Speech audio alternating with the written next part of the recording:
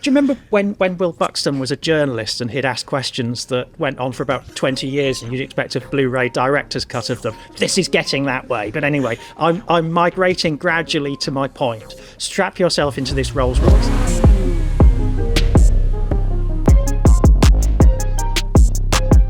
Well, after a week off from the chaos that was the Spanish Grand Prix, we're reassembling the Spanish Grand Prix crew to meet Stuart Codling, and to my right, for those of you listening at home, Jake Boxall-Legge, our tech guru, and live from Barcelona itself, Filip Clereen. Welcome, chaps. Thank you very much for having us, Codders.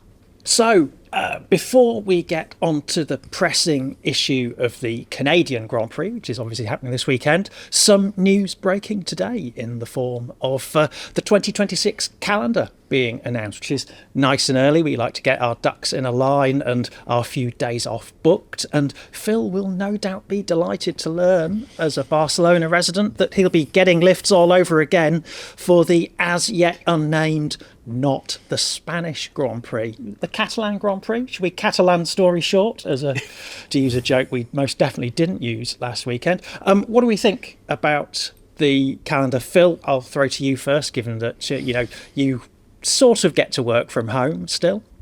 Yeah, it's pretty much as expected. I don't think there is any surprises, certainly not in the order of the races. There are a few new bits. Obviously, it had been announced previously that Monaco in Canada would sort of swap to create a more logical flow from Miami on to Canada and then onto the European leg. There's no Imola there anymore. So Madrid will make its debut in September alongside Monza.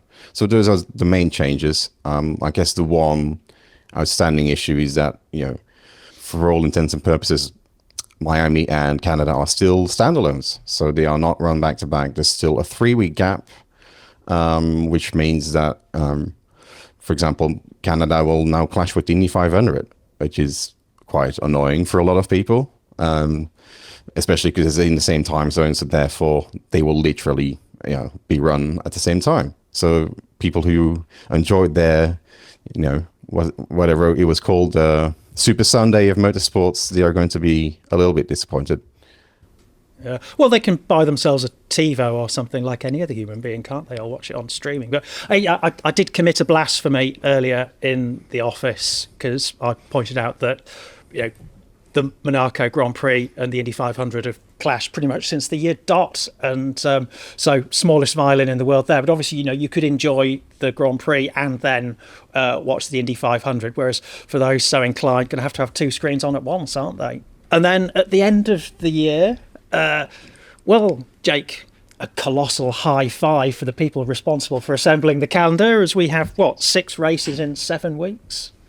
Yeah, so we've got the usual Austin, Mexico, Brazil triple header. I think as much of a sort of logistical undertaking that is, I think it's kind of become accepted, and grouping together the races by region, obviously from an emissions standpoint, from a movement standpoint, it makes sense. What I can't get my head around is this Las Vegas, Qatar, Abu Dhabi finale. Again, this very sort of rushed, I suppose obviously it's for Las Vegas, it's going to be held very, very early in the morning, but that what buys you maybe an extra 12 hours to ship everything over.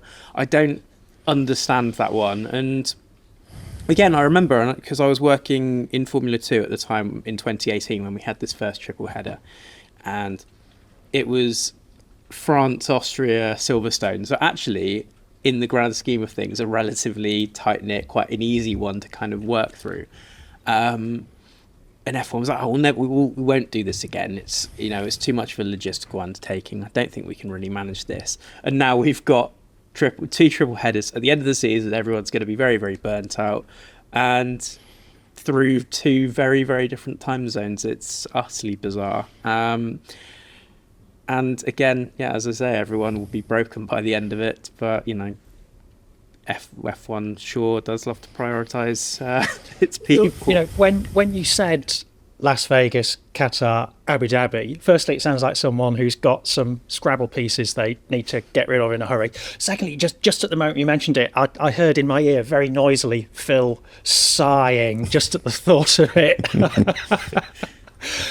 So yeah, obviously, we have a rota where it's not a case of some poor sap having to attend all of them, but we're going to have to work it out, aren't we? I recall in that triple header in 2018, I did France and the British Grand Prix, didn't do Austria, so I bounced back into the paddock at Silverstone, nicely recharged, and there are just all these people walking wounded, go, it's too hard. Yeah, I still have PTSD from a 15-hour flight from LA to Doha 2 years ago to do Vegas, Abu Dhabi, with not one but two medical emergencies on board. But so that's probably the reason why I didn't even do the full triple header yet. So yeah, I don't really feel sorry for myself or any journalists, but more for the mechanics who do all the hard labor and have to go to all these races. It's pretty brutal. You just see so many corpses walking through the Abu Dhabi paddock at the end of the year. Yeah, well, we've had enough of that with the new series of The Last of Us, haven't we? Were they genuine medical emergencies, or was it like that infamous flight back from, was it Canada, where one journalist no longer of this parish kicked off about the lack of butter for the bread rolls? Well, happy to report that everybody landed safely. So, well, enough of this calendar nonsense, because that's 2026, and that's a whole box full of nonsense we can open up beginning of next year, I think. Let's get into the meat and drink of today's video stroke podcast, the Canadian Grand Prix. Traction events, fast circuit, heavy on engines, heavy on the rear axle. There are mostly low-speed corners, not too many high-speed corners, so very different from where we've just left. Jake, the C6 tyre is going to be the talking point of this weekend, I reckon. Yeah, certainly. I think, especially when you look back at 2010, the Montreal race there, that kind of set the framework for all of the sort of tyre discussion that we had, I guess, for the sort of following decade almost. Not so much today because they're pretty durable. But I think, again, looking at this circuit, it should be something that suits McLaren relatively well. Again, it just seems to have, particularly in those traction zones, the drivers just seem to be able to, I don't know, guide the car through the corner and then pick up the traction pretty early with the MCL 39. That seems to be its biggest strength. And they can just rocket down the straights and gain that advantage that way. So certainly this should be a circuit that suits the team. You would expect Ferrari to be slightly in the mix as well, given it's showing in Monaco. But on the flip side of that, last year it was really, really strong in Monaco, and then it had a bit of a disaster class in Montreal, and I think it was down to kind of the cold weather, whereas Mercedes actually shone. So it does depend on how the weather's going to be, because as we know, Montreal, by the way, one of my favourite circuits. I'm gutted I'm not going there. I wanted to go for my yearly pilgrimage to Schwartz's. Alas, not going to happen this year. But weather conditions, you're never sure you're going to get. It's June, so it could be roasting hot, it could be cold, it could be rainy, it could be pretty much anything. Yeah. Imagine what it's going to be like at the end of May next year. But yeah, exactly. Let's rewind to 2025. Yeah. Certainly. So yes, I think it's just going to be interesting. It very rarely doesn't deliver, Montreal. And before I came on air, I was planning to look at how many circuits in the US Formula One had gone through in all the time that Montreal had been on the F1 calendar. I haven't had time to look that up, but it's probably a vast amount. Yeah, quite a few. Yeah, exactly, given Montreal's been on the calendar since, on and off, but still, since 1978. So the fact that it's been this bastion in North America for so long, and, again, it's because of the quality of races it delivers. I did actually go to 2 sports car races at Mossport, which was the first home of the Canadian Grand Prix. Great circuit, but let's just say you could understand why they can't host Formula One races there anymore. Should we pick up on Ferrari, Phil? Because obviously Ferrari had, as Jake said, quite a strong Monaco. Barcelona, absolute shocker pretty much, wasn't it? It just didn't really go the way they planned, particularly for Lewis Hamilton. No, it really didn't. Lewis called it the worst race he's ever experienced, which at 360 plus races is quite a statement, isn't it? So there's definitely some concern there over his qualifying, especially, and then that sort of sets you up for disappointment in the race as well.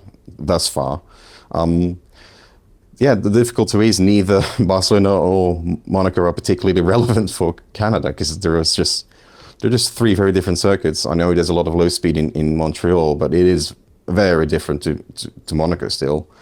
So yeah, as you say, it will be tough to say. I think, for example, Mercedes will be stronger than Ferrari on paper. If you look at how they go in cooler weather, also last year, Ferrari are a bit of a question mark because by their own admission, they've struggled in low-speed corners at quite a few of the races, but then they are also very strong on traction. So, yeah, it depends. It will be difficult to say. It's weird, isn't it, that we find ourselves at a juncture where you have obviously the two McLaren drivers, 1-2 in the championship, the Drivers' Championship, Max Verstappen third, George Russell fourth, and yet you look at the Constructors' Championship and, well, it's McLaren, I'd say, versus Ferrari, but Ferrari are 200 points behind now. So, McLaren must be just someone, maybe Zach Brown, whenever he goes to the McLaren Technology Centre, is just opening up the little glass trophy cabinet and just making a little bit of a space for the Constructors' Trophy. Maybe it's a little bit bold yet to decide which of the drivers might claim that driver's title, or could be neither of them if we have 1986 all over again, couldn't it? If we return to Lewis Hamilton for a second, this week our colleague Ben Hunt wrote a story about Ferrari's terrible weekend and said that Lewis is in free fall. What do we think about that? It's certainly, this year seems to have more or less magnified his tendency to have a bit of a shocker with the current ground effect machinery. Yeah, I do think he doesn't just get on with ground effect cars. We thought maybe it's just a Mercedes, but then this year is pretty much a carbon copy of last year in terms of how he's being beaten by his teammate and had the occasional flashes of brilliance with his China sprint race, for example, last year's Silverstone race. So when the car is in the window, yeah, he can absolutely still do it, but it doesn't happen very often. That is a problem. So, yeah, is he in free fall? This season he is, and it's especially frustrating because he went from Mercedes to Ferrari to try something different, to not have a repeat of last year, and it is happening again. So definitely a concern if you're a Lewis Hamilton fan, absolutely.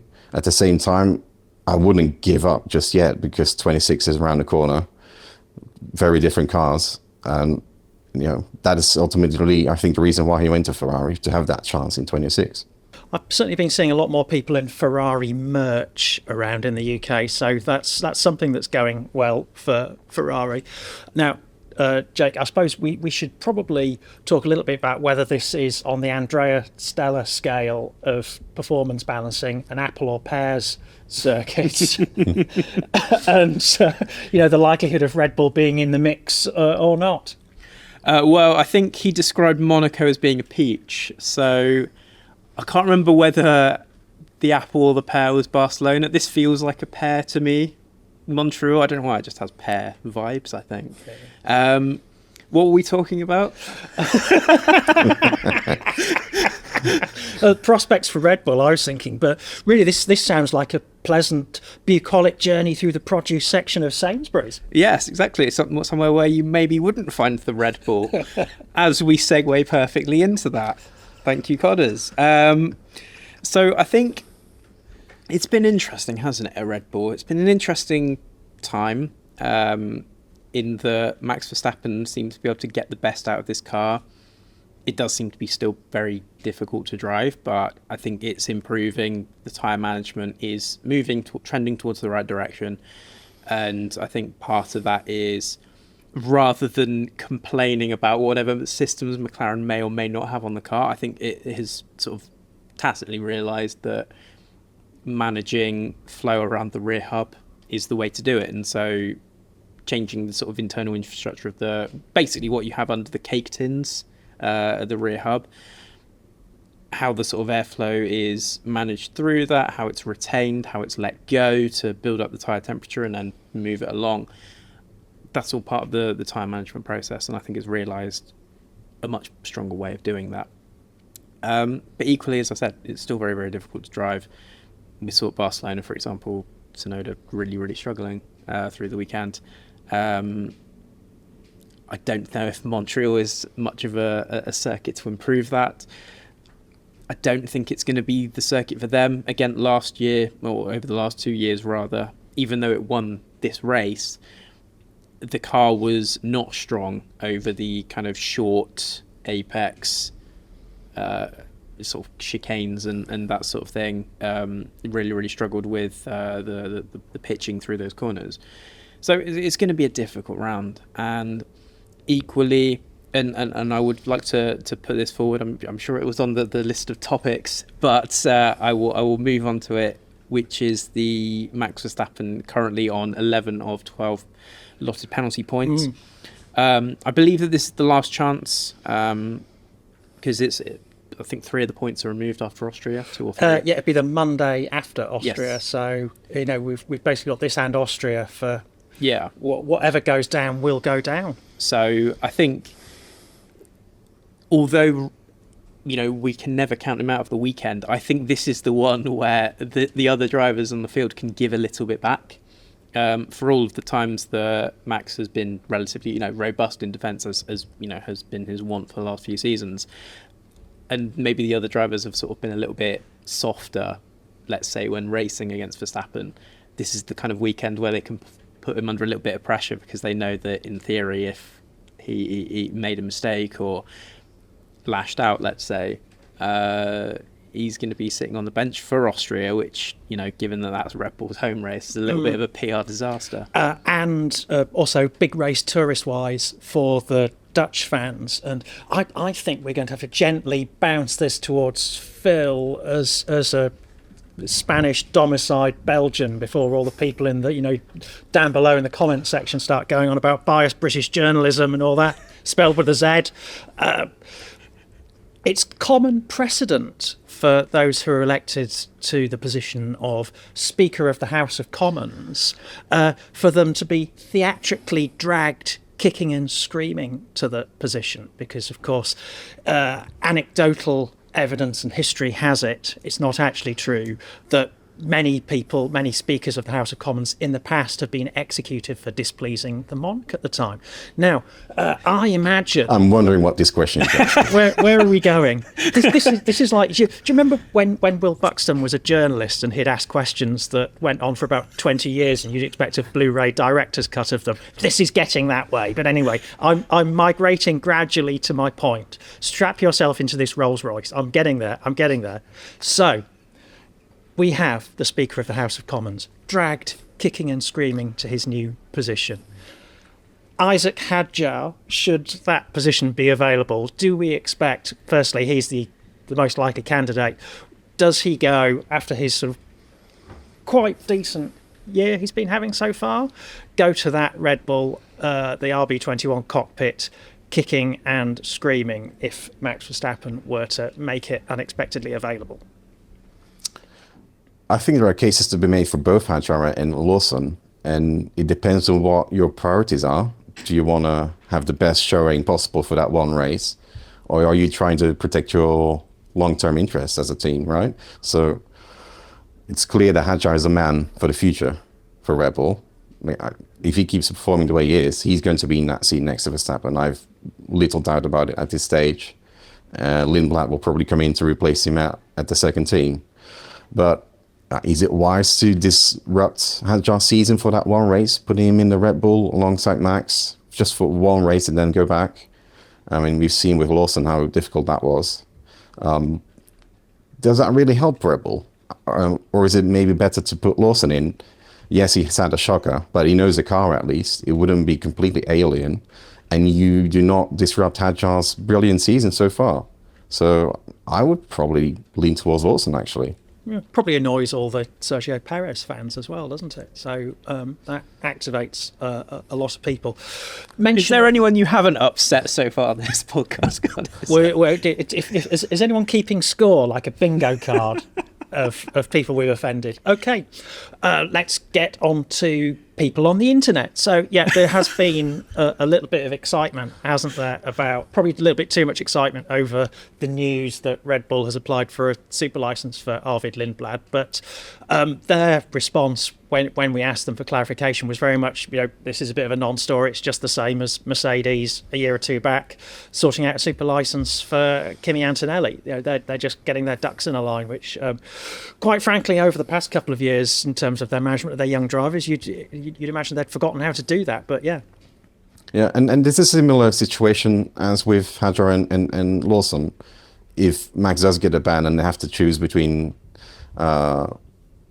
putting Lindblad in the car, given that he then, assuming he gets a super license, or their long-time reserve driver Ayumu Iwasa, again, what's the end goal? Yes, you're definitely grooming Lindblad to be the next big thing, and he looks like he will be. But do you do him any favors by doing that? At this stage of his career, he hasn't really tested that much other than, a show run and a TPC here and there. So, again, Iwasa was in the car in Abu Dhabi testing and FP1 sessions, so he would probably be a safer bet just for that short term. Just let Lindblad focus on his private testing and his F2 campaign like Mercedes did with Antonelli. So again, it depends what your goal is. I would probably be conservative there. So, on our continuous quest to annoy people, on my list of things that we want to talk about is we had a little fun debate in the office. It made it into the latest issue of Autosport, which is Fernando Alonso, as he has said, the unluckiest driver in the world? And I wrote my piece so long ago, I can't remember what I wrote. I think I said you make your own luck. And what about Chris Amon, which, I don't usually deal on whataboutery, but Chris Amon was probably a little bit more unlucky than Fernando Alonso. Phil, what's your take on luck or not luck? Well, I'd love to be so unlucky to enjoy a 23-year career in Formula One with 2 world titles and then enjoy a bit of Indy 500 and Dakar and WEC world title. Why not? It's all relative, isn't it? I think it's a suitcase clear that, full of cash for being an ambassador for Barcelona. Oh yeah, I forgot about that. Yeah. Bank account would look slightly different too. Certainly wouldn't be here talking to you today, Colin. No, I mean, it's obvious that purely in driving talent, yes, Fernando could have had more world titles, more race wins. The way he almost grabbed world titles for Ferrari that he shouldn't have done, that was really impressive. At the same time, you also make your own luck with, your career choices. I'm not the first person to suggest that he didn't always make the right choice in terms of when he went to which team. So you do make your own luck a little bit. If things had gone differently at McLaren the first time around, we wouldn't be talking about this. So. Yeah, it's easy to judge the quality of a decision based on what you know now rather than what was known then, isn't it? So, JBL, your take on luck or thereabouts? Well, I think because this was a very well-subscribed argument in the magazine, so I didn't partake. I find it a little bit difficult to be anywhere near sympathetic to his plight, so-called, just simply because who on earth gets to have the opportunity to be a 2-time Formula One world champion? Yeah, sure, there's some bad luck in there, but I think I largely agree with he was the one that made those calls on his career. I think, obviously, the first McLaren switch, yes, should it have yielded a world title? Probably, on the balance of it, but ultimately the scenario was such that he didn't expect Lewis Hamilton to be so competitive in his first year. Nobody really expected Kimi Räikkönen to creep up on them. Nobody expected the Spanish Inquisition. Had to get that in, sorry. There was a Spanish Inquisition after the Chinese Grand Prix that year, wasn't there? Because Fernando wanted an FIA observer to ensure impartiality. Yes, he did. But also, I think going back to Renault, that was very, very fraught. Going to Ferrari, that should have yielded something. But again, it was just unlucky to have overlapped at the same time as Red Bull's dominance. And then the return to McLaren, that was, I think, obviously, in retrospect, it was a dreadful move and ended up pushing Alonso sort of out of F1 for a few years into doing other things. But I think it was kind of relatively clear that going to a team where Honda was over a year behind in development of the V6 powertrains, it was always going to be difficult, especially in the first season. I think probably nobody predicted the magnitude of that, but it was always going to be difficult. So I think it's just sort of interesting, the spin on it. And, you know, Alonso's sort of career on his return has been relatively midfield at best. But he's just not had the kind of opportunities available to him. And I think maybe he sort of rused that decision in sort of 2008, 2009, where he was very much in talks with Red Bull, but couldn't necessarily see his way, I guess, into that team. He couldn't sort of necessarily see the sort of success that they were going to have, and he ended up throwing his lot in with Ferrari. Maybe that's the decision he ruse still, you know, almost 20 years after the fact. Yeah, and I think we should probably also not make too big of a deal of the stuff Fernando says when he comes straight out of the car, full of adrenaline. I mean, he's had a lot of, I think he's had about 45 best races of his career and 67 best qualifying laps of his career. Yeah, I mean, he's invented new places to overtake, hasn't he? When I was in the pen for post qualifying at Barcelona, and he just qualified 10th and was very, very animated about the lap that he was going to have. Very, very tempting to ask if that was the best 10th place of his career. Unfortunately or fortunately, he didn't come to my part of the media pen, but you know, it's one to have in reserve. I tell you this, never has it been better and more appropriate for Jake to be on mic 2 when it comes to the media pen. Well, I stick with my original claim, which is that Chris Amon is actually the unluckiest driver in Formula 1.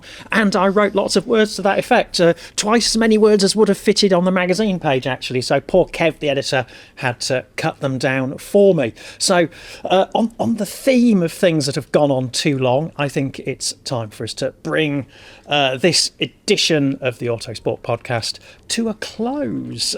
Be sure to visit autosport.com throughout the weekend to stay up to date, not just on the Canadian Grand Prix, but also the 2025 Le Mans 24 hours, which is another thing. We know what to do when life gives you Le Mans. Thank you for watching.